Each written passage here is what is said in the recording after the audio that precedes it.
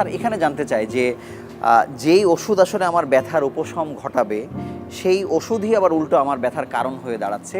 আবার উনি যেমন বলছিলেন যে কি ফ্যাক্টর প্রেসক্রিপশন, কিন্তু প্রেসক্রিপশনের বাইরেও তো বিনা বিচারে এই পেইন কিলার ব্যবহার হচ্ছে, সেটিও আমাদের কত ভয়ের কারণ হয়েছে।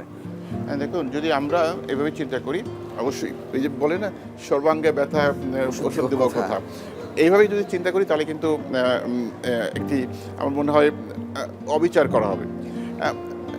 দেখুন, একজন চিকিৎসক যখন তার শপথ নেয়, তার যখন ডিগ্রির পরে, সে কিন্তু জ্ঞান বিজ্ঞানের উপর ভিত্তি করে, যেটাকে আমরা মেডিকেল শব্দ বলি এভিডেন্স বেসড, মানে আমরা দেখি যে এই ওষুধটা অথবা এই মেডিকেশনটা এই কোন রোগের জন্য ইফেক্টিভ, সেই অনুপাতে আমরা প্রেসক্রিপশন করে থাকি। হ্যাঁ, অবশ্যই কিছু সাইড এফেক্ট থাকে, সেই সাইড এফেক্টগুলোকে আমরা বলি যে যখন আমরা প্রেসক্রিপশন করি তখন প্রিকশন অথবা তার যে এই কান্ট্রাইন্ডিকেশনগুলো চিন্তা করি।